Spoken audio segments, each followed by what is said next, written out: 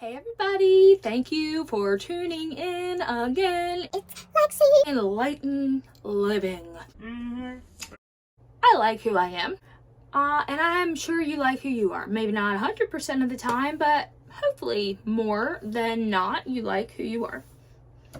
I hope so. So none of my videos are ever to say you need to change yourself. Personal development is just constantly wanting to do better, be better, strive to be the best you can be every day. And that in no sense is comparing yourself to others. It's not feeling like you aren't content in life. It doesn't really have anything to do with contentment as much as it is trying to go to the peak of who you were meant to be and the capability of who you were meant to be and the purpose in which you were meant to fulfill in this life here. I'm not saying that you should never feel comfortable in your life or whatever, but I always say there's always room to grow and always ways to be a better person and do better for yourself and everyone around. And we can all use a little pick-me-up, a little piece of advice every once in a while. You know, this channel is how you can live a more fulfilled life, right?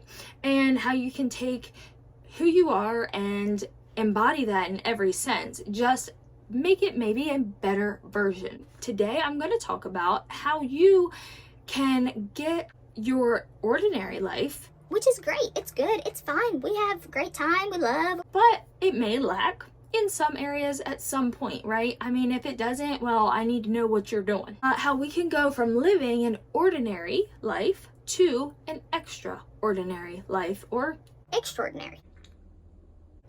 now who doesn't want that? I do. The secret to living an extraordinary life is to truly take control of your mindset. I literally say this in almost every video. Your mind. Your mind controls everything. You have the power to control the reality of your life. You have the reality. You have the ability to create your own reality. Your mind alone can literally make your life be seen in a suffering state or to be seen in a beautiful state. You can walk around all mad at everybody, wah, victimizing, or you can say, you know what? Yeah, that hurt a little bit, but I'm gonna be fine because I'm strong. At the end of each day, we write in our journal what are 3 things we're grateful for. Even if I am mad And I'm like, I don't even know what I'm grateful for. I'm grateful that I done got a bed. You know what I'm saying? And I'm breathing and I'm able to write in with pen, because sometimes I can't write. Got arthritis in my hand and it hurts. So that is always one of my things I'm grateful for. In the end, it's all about the power of decision, right? The power of decision is in our hands, 100%. It is our choice. Our lives are shaped by our decisions and our choices, not by our conditions. Let me say that one more time. Our lives are not shaped by our conditions as a child, by our conditions as a teenager, by our conditions now. Our life is shaped by our decisions and our choices, not by our conditions. Boom. That is powerful. Okay, just because you were poor, just because you were in low income, just because you was in the trailer park, just because your mama wasn't there, just because your daddy wasn't there, that doesn't mean anything in the choice that you're making right now to be who you are, to live the life you're living. And this is gonna step on some people's toes, and I am Not sorry. Figure out what you want and you gotta go for it. If you're basing what your life is off of the conditions that you've been through, that you've were victim of, because yeah, let's face it, we can't always decide how people treat us. We decide how we respond to it, which is what? It is our decision and it's our choice. It's a choice to continue life on your terms. You don't have to continue life on a term based on a condition that happened. You do not have to continue life based on a negative circumstance. You base your life, your decisions, and your future based on your own choices. You have the power every day to choose how your life will look, how you will treat people, how you will allow people to treat you, what boundaries you set, and how the course of your day and thereafter goes. An extraordinary life and extraordinary moments do not have to be chased. They are literally everywhere all the time. It's just our inability to not be able to see past everything that we put in front of it. We forget about the simplicity and the beauty of life, and that is extraordinary. You know, it's extraordinary to think that there is good in everything. Even Ebenezer Scrooge, you know, there is good in that. He had a little soft heart. You know what I'm saying? He did. When he saw the future and present and past and all that, he softened up, you know. He was good. Nobody thought he was. And then you saw it. There's something good in everything, you know. Literally extraordinary things and little glimpses of beautiful moments and beautiful things are in everything. Everything we do. And if we struggle to find that, I'd ask yourself, why? Why are you struggling to find the good?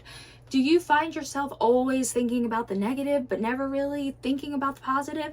That is a problem, and we need to fix it. So the way we can make our life extraordinary instead of just ordinary is, one, being grateful, finding things to be thankful for in every moment. I do encourage doing a journal of 3 things every day you're thankful for. I take it a step further and put, why am I thankful for it? It sometimes is a stupid excuse because I might be having a pity party, and that's fine, but I do try to be better the next day. Even when I close the journal, sometimes I feel bad and I open it back up and then I do a better reason. But being present also and paying attention to the here and now. I talk about this a lot, so I'm not going to go into detail. If you want to know, my last video about ways you can live a positive life starting today goes into being more present. Living in the present moment, not having worry of the future or stress from the past, to fully embrace the details of life and to see the beauty in the simplicity of everyday things. It truly is wonderful when you really stop, and I know this is cliche, but stop and smell the roses. Yeah, know? I mean, when's the last time you smelled a freaking flower? It'll brighten you up. It'll lift your mood right on up.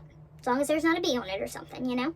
When we're grateful and when we are present, extraordinary things are found. That mindset of you just shifting that slight little bit, extraordinary meets you right there. Maybe it sounds silly, but it really does. And I've noticed a difference in myself, how I try to move past things a lot easier. I try not to act on emotion as much because we are not guaranteed tomorrow or in 5 minutes. Just truly embracing what we have when we have it, not attaching ourselves to things, people, or situations, but just loving it fully when you have it.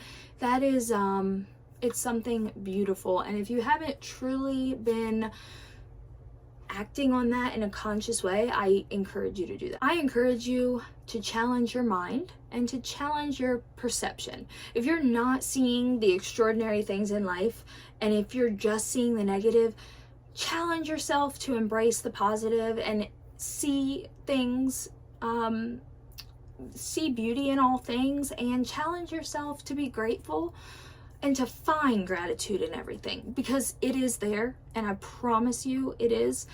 If you can't find it, please message me. We can talk. Challenge your mind and your perception, and you will start seeing changes as soon as tomorrow. Because when you think about things and consciously put your energy into things, those things become more visible, and you start to see everything in its beauty more. The world has been conditioned to highlight negative things. The news is always talking about who's fighting, who's doing what, who's killing who punched who in the face. It sometimes enhances our inability to see what we have and what we're grateful for, and then also to not feed off negativity and to not highlight that negativity as well. Thank you for tuning in. I think I'm going to change the name to the Enlightened Living Project. I don't know why, I just feel like I got a mission, or the Enlightened Living Mission. Maybe I'll do that.